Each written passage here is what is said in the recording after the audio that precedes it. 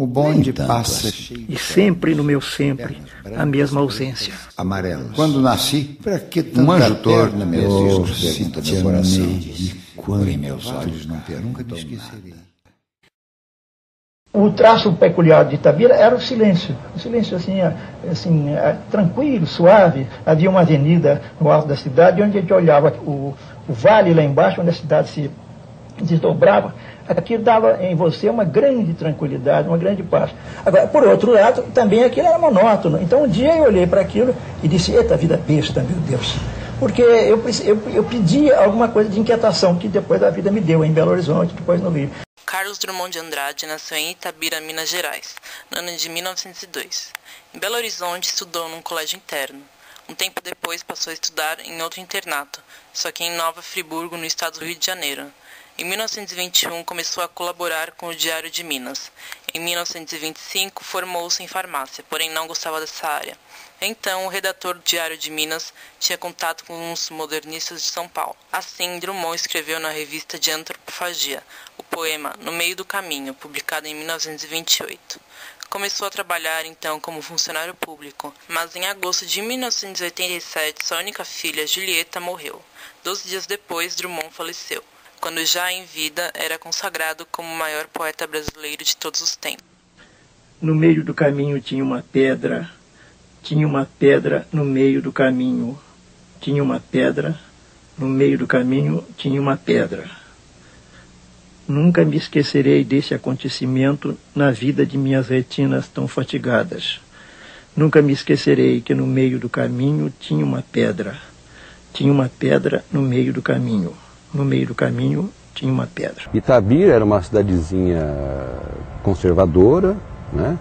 Certamente muito marcada pela presença do catolicismo.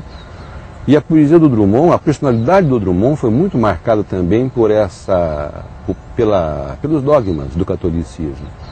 Ele se sente pecaminoso muitas vezes quando tem desejos. A culpa, né? Há uma culpa católica na sua poesia. O modernismo foi um movimento literário e artístico que começou no início do século XX. O marco simbólico desse período foi a Semana da Arte Moderna de 1922. Ela visava uma independência cultural e a ruptura com o tradicionalismo. Drummond fez parte desse movimento modernista. Drummond passa a ser reconhecido a partir da segunda fase do modernismo, a fase de consolidação, que aconteceu de 1930 até 1945. Tal fase é caracterizada pela difusão dos ideais modernistas. É um poeta, até certo ponto, difícil, mas quando entra na vida de alguém, não sai mais. Toda a trajetória de Drummond é marcada pela tentativa de conhecer a si mesmo e aos outros homens. A maneira que Carlos achou para fazer isso foi através da volta ao passado, da adesão ao presente e da projeção num futuro possível. O tempo é a minha matéria. O tempo presente, os homens presentes, a vida presente. A gente não tem a ideia de que a vida passou, não, sabe? É uma coisa, é uma experiência que você não pode aprender bem, porque é só mesmo a gente vivendo. Você olhando para trás, vê que foi extremamente rápido. É uma coisa curiosa isso. Não dá para a gente sentir a idade, não. Dá para sentir que o negócio foi muito veloz, um processo demasiado rápido. Você tomasse assim, um avião supersônico, uma coisa assim. Eu me lembro de coisas da minha infância, como se tivesse passado ontem. Então eu chego à conclusão que tudo passa num minuto mesmo.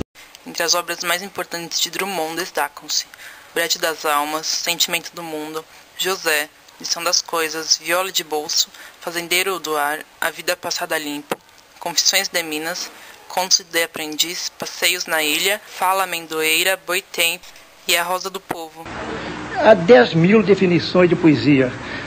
Eu não tenho nenhuma própria. Você escolherá a que achar interessante, porque a poesia por si mesma é uma explicação do mundo. Agora, a explicação da poesia fica por conta do leitor e da sensibilidade dele. Muitos poemas de Drummond funcionam como denúncia da opressão, que marcou o período da Segunda Guerra Mundial, sendo uma literatura comprometida com a denúncia da ascensão do nazifascismo. A poesia me ensinou um pouco a viver, né? Porque eu acho que através da poesia nós adquirimos um sentido mais generoso do mundo. E, ao mesmo tempo, nós sentimos a magia do mundo. Obras com sua temática social são Sentimento do Mundo e A Rosa do Povo. Nas obras literárias de Drummond, constata-se que o ser humano luta sempre para sair do isolamento e da solidão. Em seus primeiros livros, o amor merece tratamento irônico. Mais tarde, o poeta procura capturar a essência desse sentimento, e só encontra contradições, como o prazer e a dor. Amor, desejo e paixão são temas que vão aparecer com maior frequência em seus últimos livros. Depois da morte de Drummond, foi reunida uma série de poemas eróticos no livro, O Amor Natural. Trata-se de poemas audaciosos em que se explora o aspecto físico do amor. O amor natural. Mas eu sei que o Drummond não queria que esses poemas fossem publicados. É que eles só apareceram depois da morte dele. E eu acho que o Drummond tinha receio de que os poemas pudessem ser considerados pornográficos. O Amor Natural, lançado em 1992, expôs contornos radicais do poeta. Esses poemas foram associados a um suposto caso extraconjugal mantido pelo poeta. A obra foi publicada na época em que Drummond morreu, pois assim ele preferiu. Amor, pois que é a palavra essencial, comece esta canção e toda a envolva. Amor, guie o meu verso, enquanto o guia, reúna alma e desejo, membro e vulva. Quem ousará dizer que ele é só alma? Quem não sente no corpo a alma expandir-se até desabrochar em puro grito de orgasmo? Muitos de seus poemas foram musicados, como o poema José, que virou música nas mãos de Paulo Diniz. Belchior também musicou o poema de Drummond, como Cota Zero, Nova Canção do Exílio e Toada de Amor. José Miguel Uinski transformou em música o poema Anoitecer. A cantora Adriana Calcanhoto musicou o poema Jornal de Serviços. O cantor Milton Nascimento musicou Canção Amiga, um dos poemas mais famosos de Drummond. Eu preparo uma canção que faça acordar os homens e adormecer as crianças. Hoje um nome que concentra, que reúne o consenso nacional em matéria de escritor, de intelectual, de homem de letras, de grande poeta, o grande poeta brasileiro, é ele, Carlos Drummond de Andrade.